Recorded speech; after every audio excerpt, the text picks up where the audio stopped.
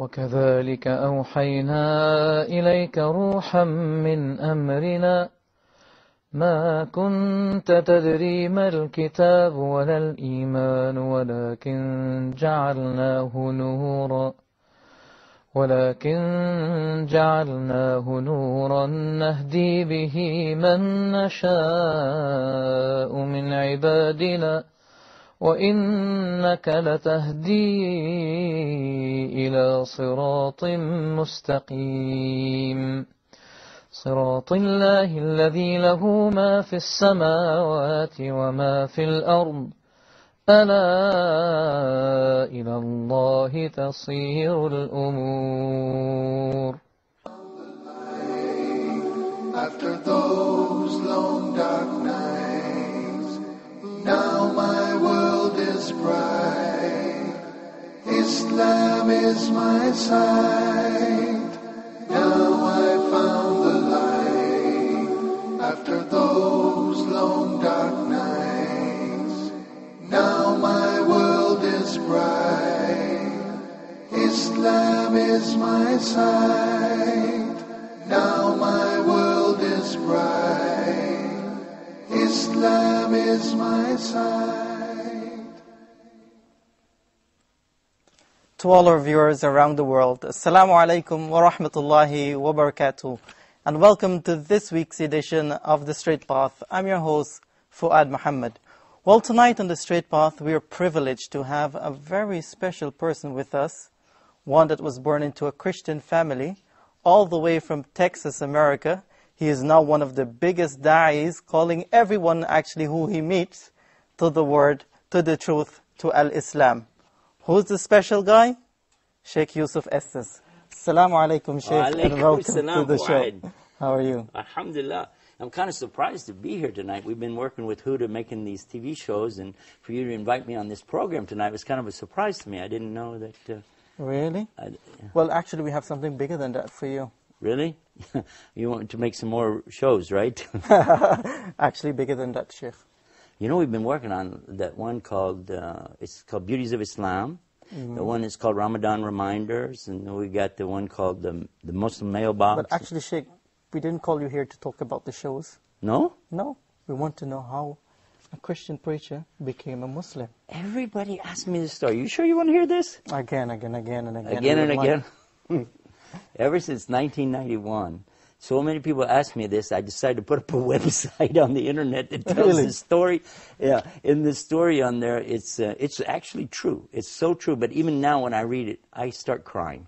Because I remember how I used to be and how I am now. And I remember that man who helped me get to Islam. But I'm getting ahead of myself. If you want to know, I can tell you this story. It all started when my father told me that we're going to start doing business with a man who's from Egypt.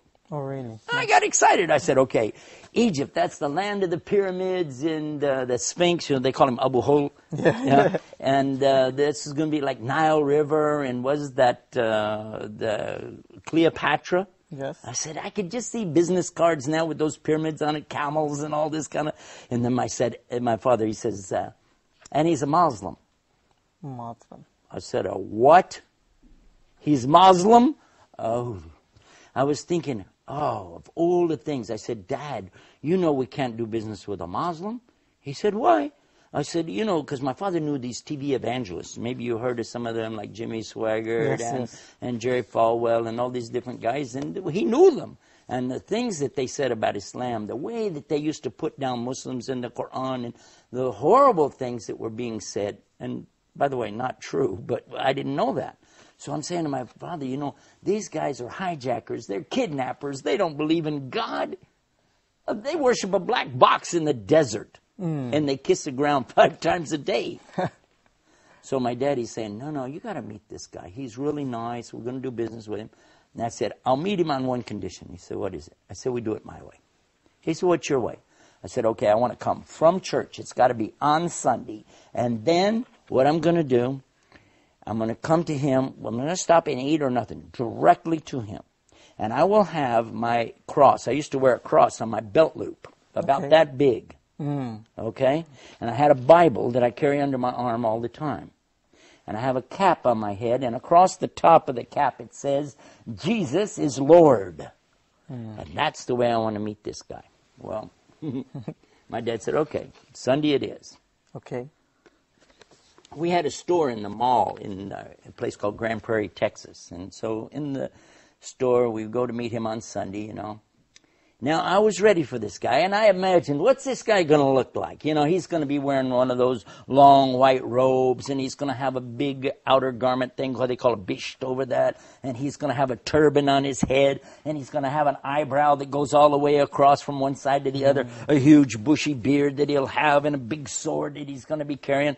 I think I was looking for somebody that's a cross between Attila the Hun and the Ayatollah Khomeini. I had no idea. So when my father took me in, I was nervous, you know. Here, I'm going to meet this guy. Oh, he's going to be a Muslim. Oh, boy. You know, but I'm going to hold the faith of Christianity high in front of this guy. We went in the door, you know. And my father said, here he is. I said, where's the guy, you know? And he brought him over, and I said, this? Because he wasn't wearing any clothes like I was thinking. He was wearing normal, everyday clothes, like you're wearing, you know. And he didn't have even a beard. And he didn't have any hair. Actually, he's bald-headed. Oh, really? And I said, this man is... And he had something Egyptians have. Not all people in the world have this thing. But Egyptians have something very special called ibtisam. Ibtisam. Well, you know what is ibtisam? Smiling. Smile. He has a big, beautiful smile. And I couldn't help but be caught by this smile. And when I shook hands with him, I said, this is a nice guy. I don't know why, I just felt like he's a nice guy, you know. Forgot everything about being Muslim. It just kind of went out the door just by meeting him. I like to mention this because I want Muslims to know that you need to get out, meet people more. Don't be so reserved. Don't be scared. Don't be afraid to be yourself. Yeah. Because when more people meet Muslims and know real Muslims, then they'll know that this baloney that's going on in the media is just that, a bunch of baloney. But anyway, I'll come back to this story because you asked me. Next thing, immediately after I meet him, hello, how are you? I said, do you believe in God? Just like that. He said, well, yes. I mean, God, though. Do you believe in God? He said, yes. I said, yeah, but the God of Adam. You know about Adam? Yes. Abraham. There's a funny story about this, but I'll tell you later about Abraham. There's something very key about this. Okay. He said, yes. I said, Moses. He said, yes. David, Solomon, yes. So you believe in all those? Oh, okay. You believe in the Bible? He said, yes. You believe in the Old Testament, though? Yes. But you don't believe in the New Testament? He said, yes. Too many yes. I'm going, what? How? I said, yeah, but you don't believe in Jesus. He said, yes. I'm going, what? That's not what we heard. I did not hear it that way. I said, yes, but you don't believe he is the Christ, the Messiah. He said, yes. I'm going, wait a minute. But you don't believe he's with God. He's going to come back in the last days. He said, yes. I said, this guy's going to be easy. I can convert this guy. Immediately, I took him out to have a cup of tea. And we sat together in a little cafe right by my dad's shop. I remember reading that on that I was actually, why did you take him out for that cup of coffee after you met him? Because I was going to convert him. That was it. I'm going to sit right there. The first day, I said, wouldn't that be something? I can convert him on the first day. Wow. I was ready. You had ambitions. I knew that boy, I'm going to get him now.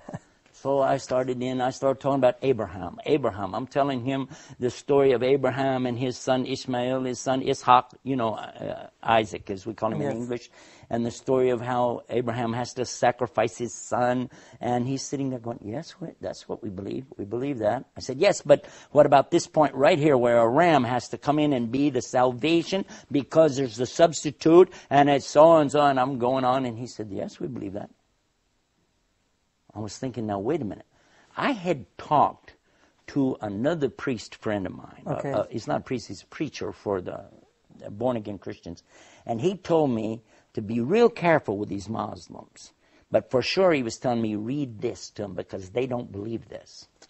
And he was saying he did believe it. I was thinking, So step by step, I was thinking, you know, we can do this. I went back to my father. I said, Dad, I want us to do business with this guy.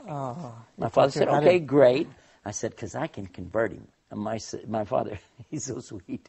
He said, leave him alone. He has his religion. We have our religion. He's a nice person. Just, you don't need to convert people. I said, no, this is our mission. We have to save people to the Lord. My dad said, listen, it's up to him to save the people, okay? SubhanAllah. Yeah, my dad said that. I'm thinking, no, I got to convert this guy. So Why we were you start so doing eager business. to convert him? Why? Huh?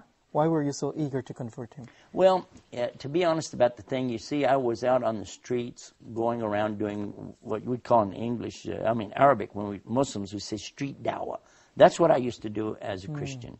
I would be in the streets and I would have my Bible and I would witness. They call it witnessing, you know. Yeah. I think that's a good comparison, witness, dawah.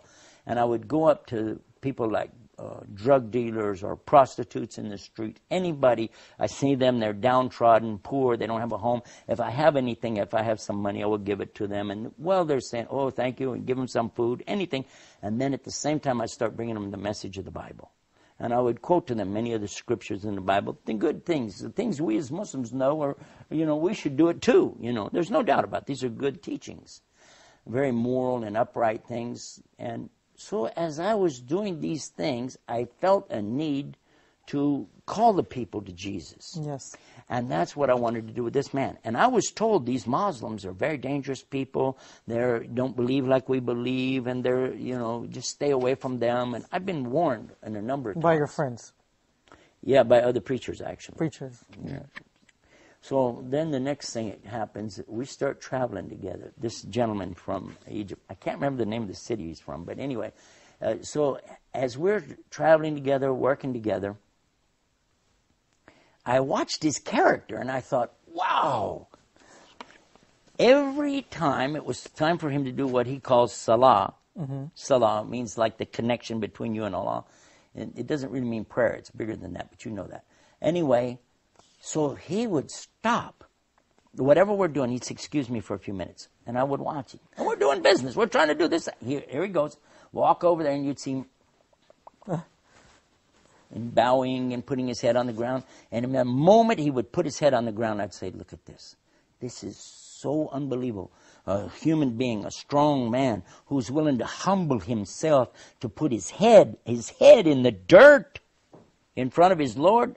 This is an amazing religion. If you can get a human being to humble themselves like that in front of God, like this, and fasting, not eating, not drinking during the daylight hours, I didn't imagine to see something like this. And then, on top of that, here is a man who had some moral teachings about him that, and I can't even describe it even now, but I'll give you an example and let you think about this. Watch this. One day, I had two little daughters, one about this big and one a little bit bigger than that, I guess, And so to the older of the two, she's about 5 or 6, I guess, he says to her, would you like to borrow $1? And I thought, borrow $1? What's that? You want to give a kid $1? Give him $1. What's this borrow $1 thing?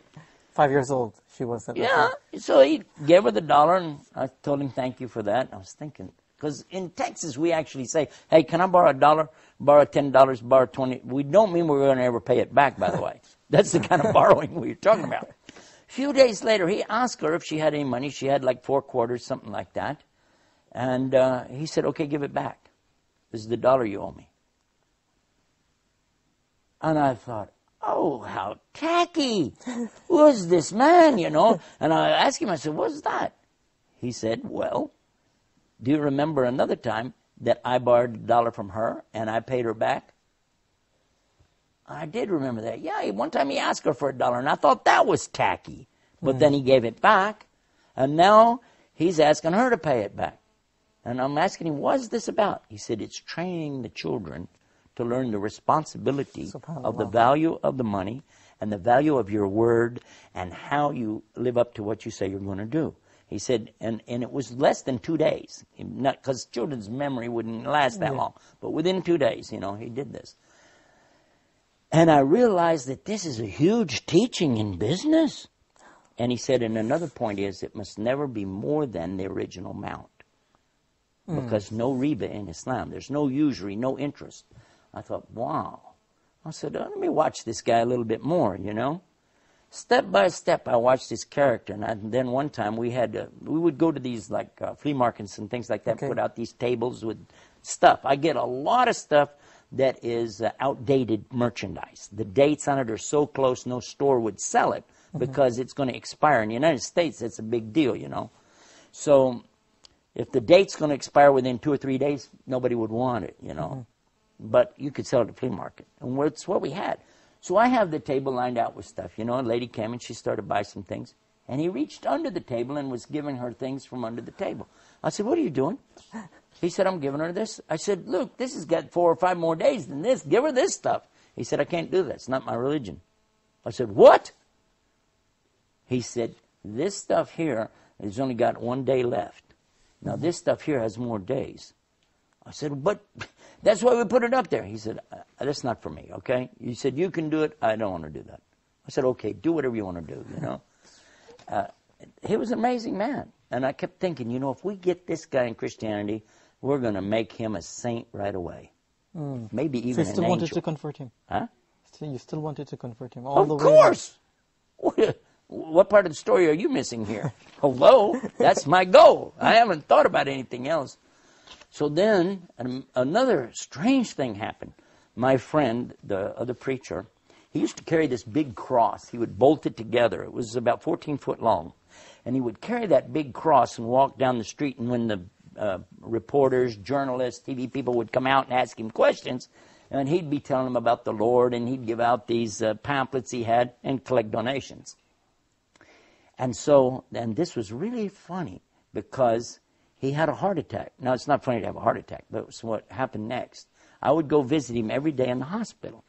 And while I was in the hospital with him, another man was in the room with him in a wheelchair.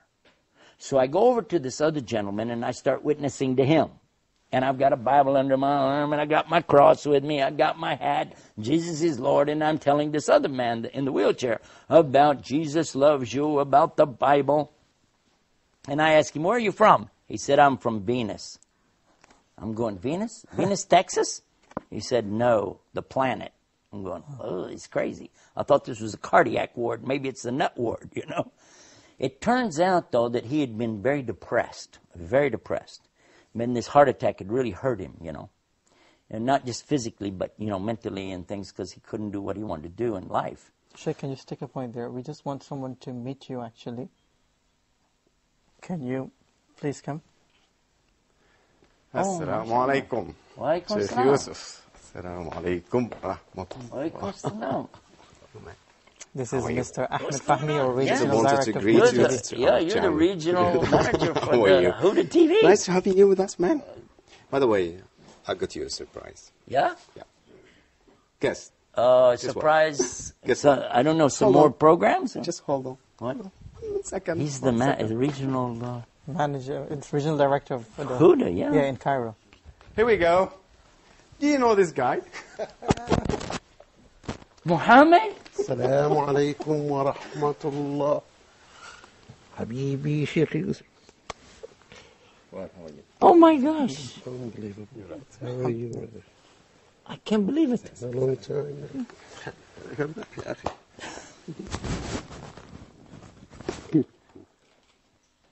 How are you, man?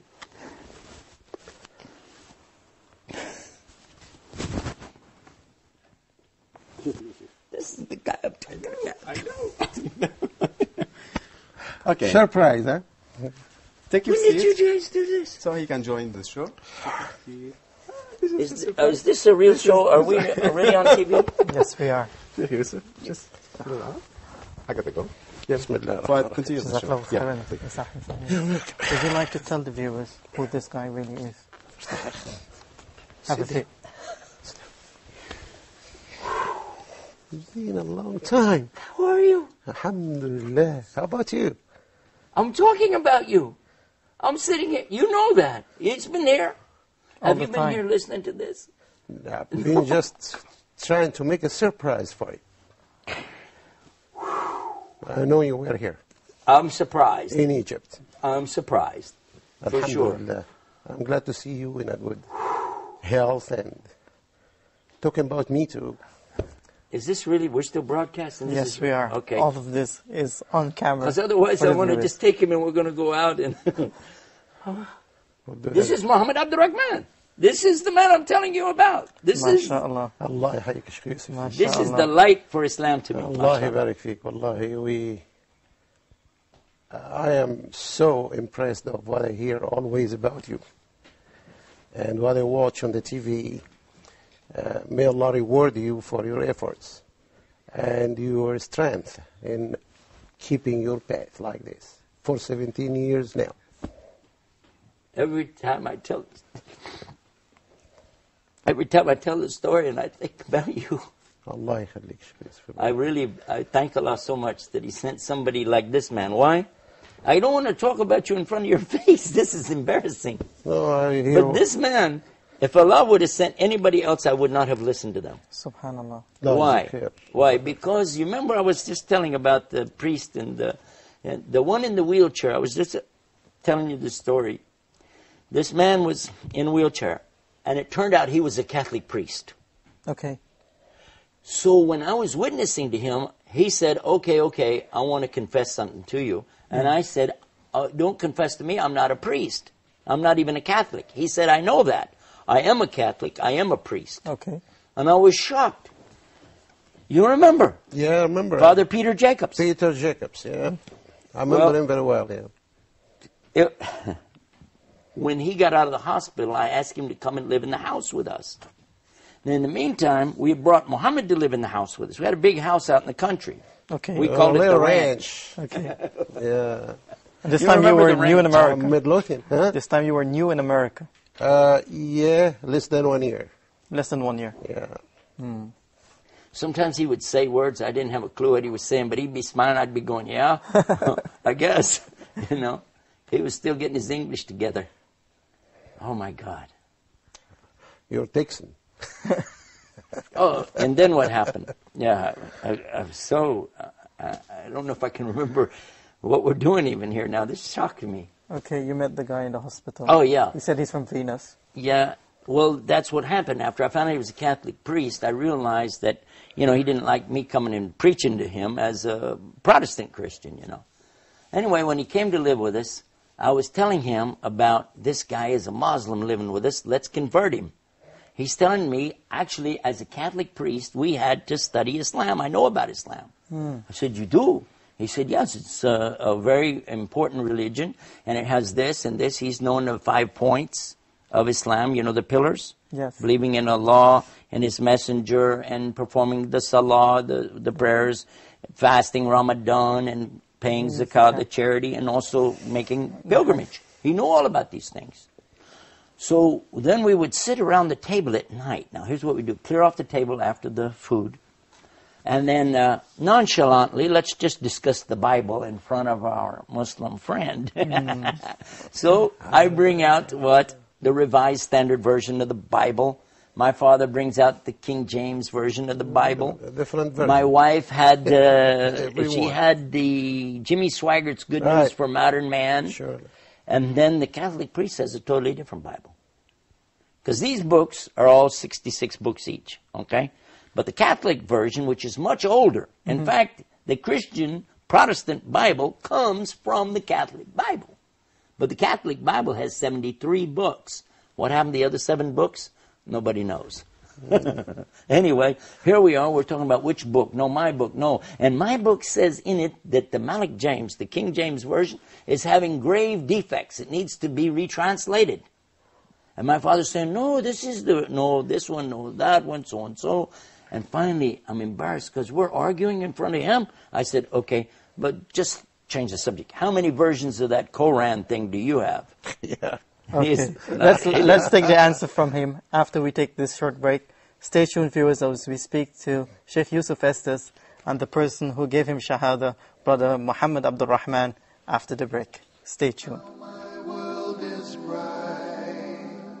Islam is my sight. Now my world is bright. Islam is my sight.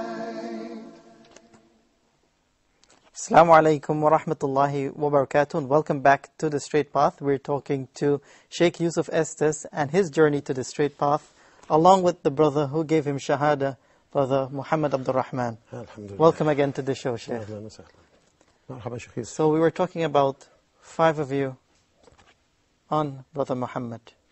Yeah, I think probably we should let the people know. This is live, yeah? Of course. So you have call-ins, right? Yep. Okay, we should probably let the people know then that we're going to hold up any calls Okay. until after we complete this story. I think it's better. What do you think? Of course. I'm not trying to tell you how to run the show, but it just, you know. So the next thing that happens, you see, after the Bible, Quran thing, because he says the Quran only has one version. And there we are. We're here with all these different versions of Bibles. He's saying Quran is only in Arabic anyway. You can have all the versions you want in translation, and they're not Quran. None of us would ever consider somebody gives you a Islamic ruling from a translation of Yusuf Ali. No way. Would never accept that, right? I agree. But if you look in the Quran and you see something clearly said, this is haram, this is halal, permitted, or something is forbidden, okay, then that's fine. So he's saying there's only one version of Quran, it's in Arabic language. And I felt like, okay, that was a dumb argument. I wish I had never brought that one up. So the next time we're sitting around, okay, let's go this way. I have another idea. Okay. In the meantime, my preacher friend has already told me, I talked to him on the phone, I went to his house, he said, stay away from that Muslim. Stay away from them, and whatever you do, if he brings that book, that Quran book, don't touch it. Don't read it. You had any idea they were planning this? No, at all. Conniving and planning is what we were doing. How to convert this Muslim to Christian. Allah, this is the first time I know that now. You didn't hear that? But you had in any part of meeting Sheikh Yusuf back then? You had any intention to convert him as well? No, it was just a business deal. That's all. Then it turned to be what happened. But originally it was just A business simple deal business deal for you. concern on my part. Subhanallah. So now the next thing I was thinking about, okay, let's go another route. So we clear the table after another meal on another night. This time, let's talk about God. We believe in God, the real God, the God of Adam and Abraham. And he's going, yeah, just like he'd said before. And then he asked me, how do you explain Trinity? Because I said, God is one. And he said, this is what we believe. He said, and that's it. We don't have anything more than that. But you have a Trinity, so how do you explain it? So I had this idea. I'm going to explain. You remember? Yeah. The apple, tufah. Yeah. The apple has the skin on the outside. Yeah. It has the white meat inside. And inside of that are the seeds. Sure. So these 3 things make one apple. 3 things make one God. Father, Son, Holy Ghost. And then he said, how many seeds are in there? Yeah. I remember. So next day, I'm back over talking to my preacher friend again. I said, the apple thing didn't work. He said, I told you, stay away from these Muslims. They're going to hurt you. You're going to get a demon, son. You're going to get a demon, a shaitan, Yeah. So I said, no, come on, man. Give me another. He said, use the babe, egg. Tell him about, I said, okay, egg. So the next time I'm telling him, the egg, it has the white shell. Inside the shell is the white of the, and then inside of that is the yolk. Yeah. 3 things, 1 egg. Got him here. Got him. No, he said, what if it's a double yolk? You know when it has 2 yellows? Yes. You see an egg do that sometime? He said, does your God become 4? Ooh. And what if it's rotten? An egg could be rotten. Then you have a... Do you want a God that can be rotten? Of course not. Yeah. And you're comparing Allah to an egg, for crying out loud. This is an unbelievable thing. And so then it comes the subject of comparing God to a family. Like a man is a husband and a wife and a child. The 3 make one family. It's the family of God.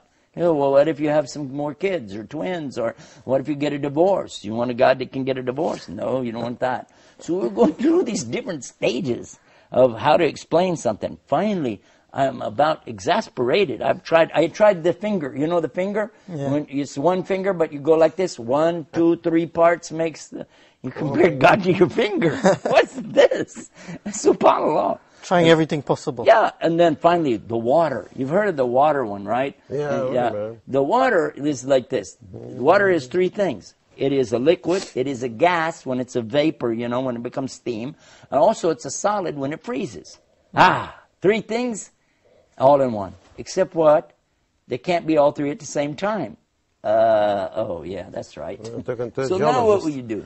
How will you so finally, I'm going to throw it back on him. I said, well, what do you guys say about it? And what did he read? Surah Ikhlas. أعوذ بالله من الشيطان الرجيم بسم الله الرحمن الرحيم قل هو الله أحد الله الصمد لم يلد ولم يولد ولم يكن له كفوا أحد.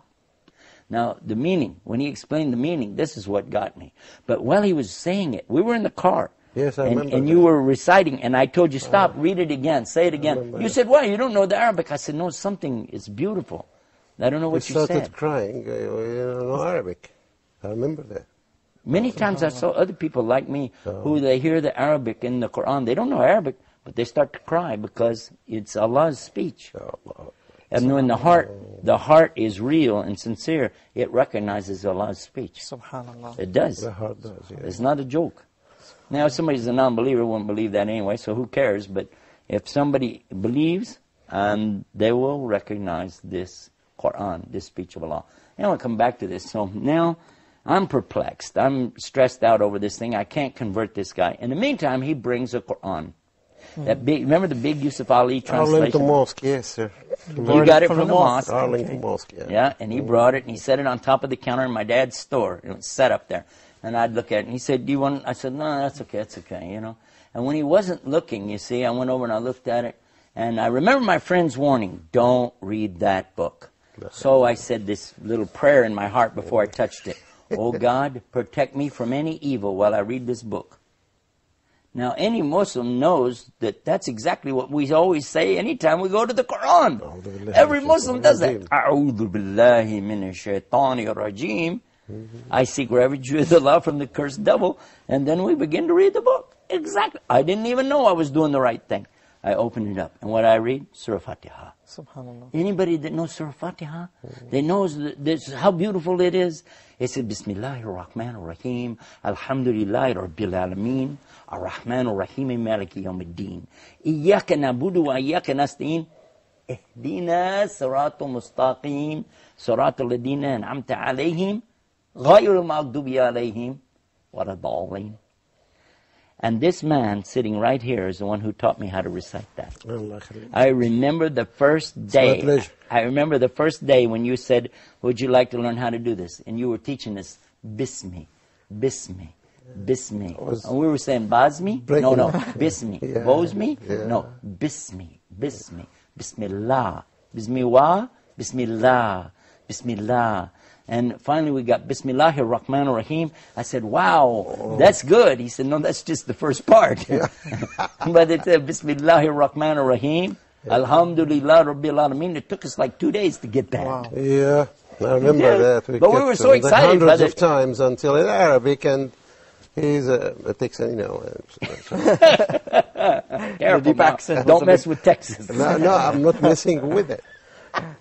Because I am one of them, so I can mess with them. The next thing that happens, though, the Catholic priest, he asked Muhammad, can I go to your church? Meaning the masjid.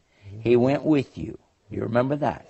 Yep. And they were having all this business going on, and so-and-so in the mosque at that time. The Muslims are the biggest enemy to Islam in America. But that's another story. Very tough period, yeah. Yeah. So when you brought Peter back, Father Peter Jacobs, when he came back to the house, do you know what we did? My wife and I took him aside and we said, what did they do in there? Did they like slaughter any animals? Did they make any bombs? What were they doing? He said, no, they came and they stood and they were bowing, prostrating on the ground, sitting, and then they left. I said, that's it? He said, that's it. Salatul Subh. They just came and prayed and left. That was it. So I said, And all this time you had no idea? No, that they are doing something in my, behind me. but in the same time, I started feeling motivated to explain Islam to these guys. They had so many questions. Okay. So that meant something to me.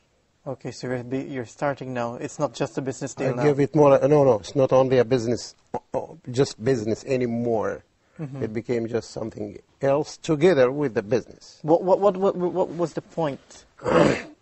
Changing that intention that you really wanted to tell them about Islam? Well, every time we want to just close that file, of religious debates and comparisons and all this stuff, which sometimes never ends and might create problems and difficulties and hardships, even amongst the good people if they are ignorant. But I notice that these people are not ignorant. They have a lot of knowledge in the area of religions. Mm-hmm. So actually it became a matter of the picture of Islam in their eyes. They're talking so much about it. And then I had to just start getting them the right picture. SubhanAllah. And then just become clear. MashaAllah, you did an conscious. excellent job. Allah is khair. So, okay, go ahead, sir. Well, I was just thinking that when we took that priest aside and we were asking him, what do they do, what do they do? And he was telling me, nothing, they just prayed. And I said, what kind of music did they have? And he said, they didn't have any music. I said, like, remember, I'm a music minister. That's Yes. my job in the church. I said, how can you worship God without music? So I didn't know anything about Islam. Really, I didn't. I thought I knew something. I didn't know anything. But then, we started all thinking and asking. As he said, we asked a lot of questions, and we weren't trying to debate anymore. We were just trying to learn. What does Islam say about this? What does it say about a man and a woman's relationships? What does it say about fathers and sons and They daughters? call it adoption. Once they said that they had an adoption story. So many things. But then the Catholic priest asked you again to go the next week. Right. Yeah. This time they didn't come home until very late at night. And when they came home, here the priest, he got out of the car. You got out. I recognized you right away. But who is this guy with you? Because he was wearing a long white dress. He had a pillbox cap on his head. I said, what did you do? Did you become a Muslim? Yeah, no, and he said, Ashhadu la ilaha illallah, Ashhadu Muhammad Rasulullah. So look at this. A Catholic priest becomes a Muslim. Now here I am telling my wife about this at night. We were just about to go to bed. Yeah. I was all excited. I was, and I'm telling her, look, this Catholic priest became a Muslim. What are you thinking about Allah, the Quran, so and so? She said, I want a divorce. Oh. I said, huh?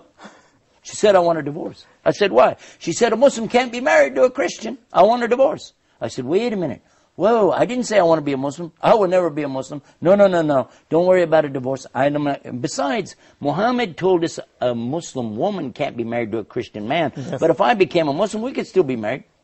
It's the Muslim woman that can't be married to the Christian man. Mm-hmm. She said, that's exactly what I'm talking about. I want to be a Muslim.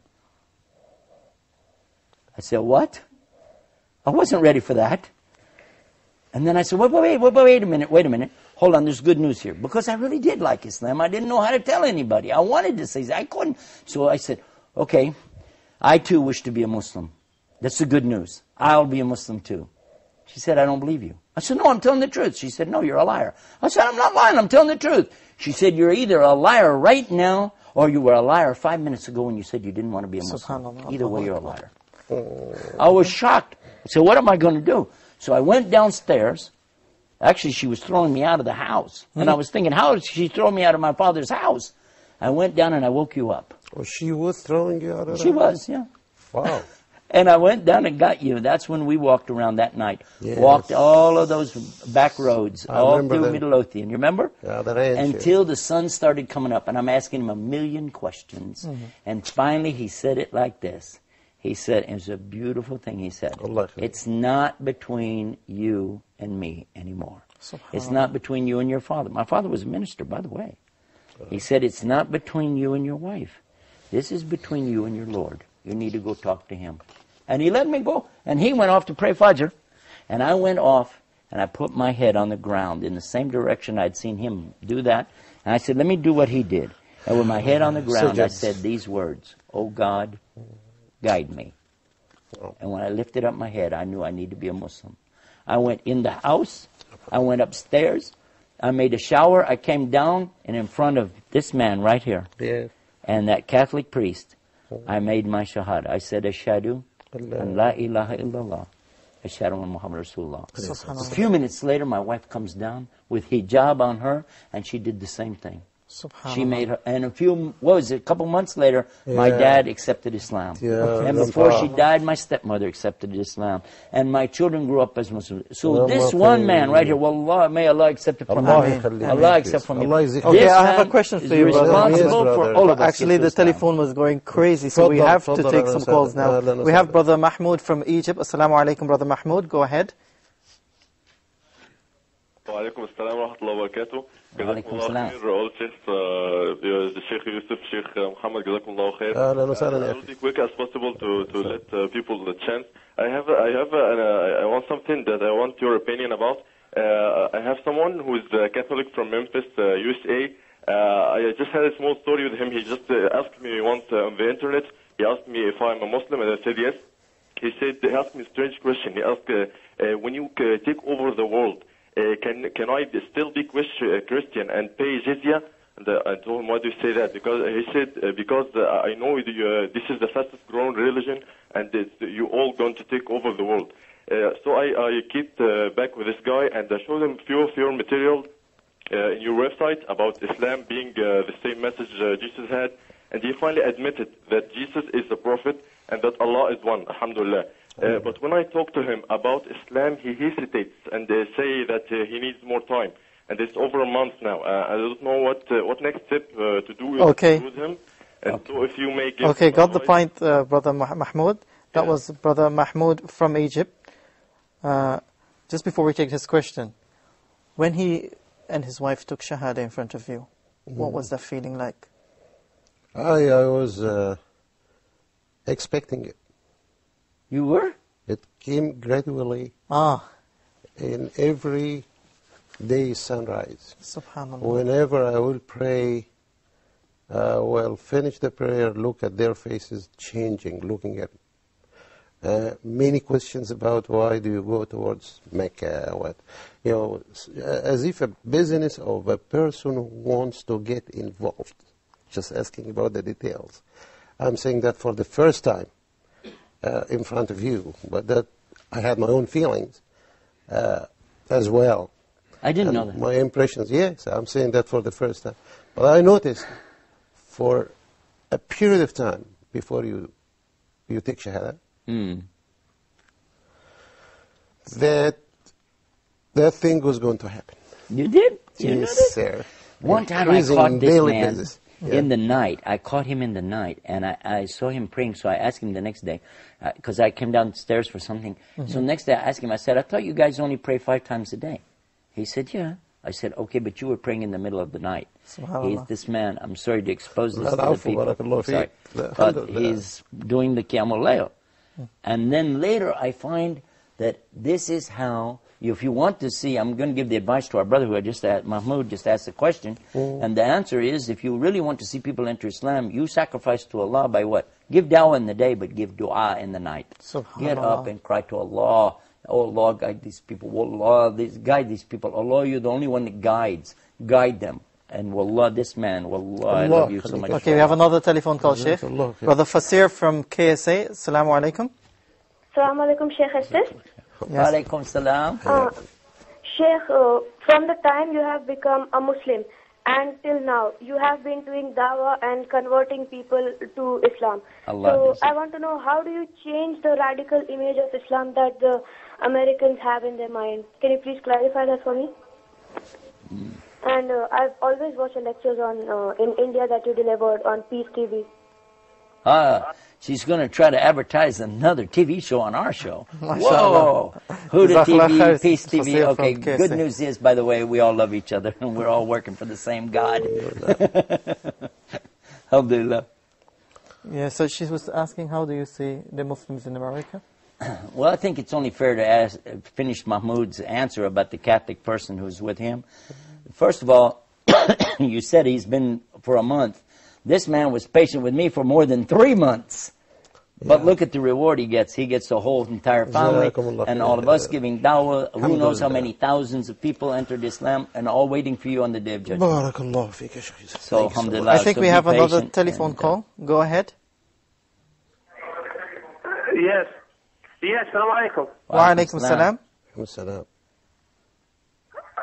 Yes, I'd like to add some points here. Go ahead. I think we just lost that caller. I think so. Subhanallah. Well, you know what a lot of people do ask is, how do you feel after you get to Islam? Yeah. So maybe he was going to ask that question. And one of the things I will tell you is that when you come into Islam, everything is new, it's strange to you, and you're trying to adjust, you're trying to work your way around. That's another thing that Muhammad was aware of, and he was trying to help us adjust slowly, take it step by step, and learn as I was saying, he was teaching us slowly how to say the Fatiha, slowly about hijab, slowly about things. Take it as you can. And he never told us you have to do this, you can't do that. Circumcision is a subject that comes up. He didn't go into any of these subjects. Just take it slowly and understand what do you call it? Aqidah. Yes. The correct belief in Islam. Okay, we have Ihsan from the Kingdom of Saudi Arabia. Go ahead. Assalamu alaikum. Wa alaikum assalam. Wa alaikum salam. Hello. Hello? You are our teacher, man. Yeah, the problem is he's got his... I think, can you please lower the volume on your TV set? Yeah, when you guys call in, be sure and you have to turn off the volume of your set. أيوة يا أخي السلام عليكم. السلام عليكم ورحمة الله وبركاته. Allah Azza wa Jal has made you, inshallah, a very rich person on the day of judgment, inshallah. جزاك الله ألف خير. And Brother Yusuf Estes, Allahu Akbar, may Allah increase the number of Brother Yusuf Estes in all over the world. Allahumma ameen. Ameen. I mean, when you were in Dammam, Brother Yusuf Estes, last 2 weeks before, I had the chance to listen to your talk, the reality of Islam. Subhanallah. Allah bless you, brother. Allah increase your capabilities. Allah increase your capabilities. Allah increase your capabilities tremendously. Allahumma salli ala Muhammad wa barik wa sallim. It's over. Salam. Jazakallah khair, Brother Ihsan there from the Kingdom of Saudi Arabia. We're in the last minute of the show. Quickly, Brother Muhammad, yes, sir. How do you feel seeing Sheikh Yusuf Estes as he is after so many years? Wallahi, I feel so much fortunate to have that thing happening to me like this and to that scale. Of course, I was so happy when he embraced Islam with the family. Nobody can deny that. It's very good. But what I never expected that he would go through all this boom in da'wah. I didn't say that to him before. Sorry for saying that. But he did. I was, of course, watching and tracing. We were in touch. After he became a Muslim, I moved to Houston, Texas, from our area, Dallas. And then we split. Yeah. But by phone and all this stuff. Okay. We were. But now he went beyond what I thought he would, to be honest with you. Okay. I hear his news in wherever he goes and the number of people. And so I see him like a rizq for me. SubhanAllah. My director is telling me that I'm out of time. Sheikh Yusuf Estes, Jazakallah khair for being with us. Maybe we'll do some more show for you. Of course, inshallah. Maybe next week. Okay, I'll tell you what, let's do that. Are you busy next week? We can do what day? Well, I'll be more than glad to. Perfect. Jazakallah khair. Okay. Thank you very much, Sheikh Yusuf Estes. Shukran. Thank you very much, Brother Abdurrahman. For the viewers, that is Straight Path for this week. Thank you very much. Hope you enjoyed the show. Until next time, Assalamu alaikum wa rahmatullahi wa barakatuh. I found the light after those long dark nights. Now my world is bright.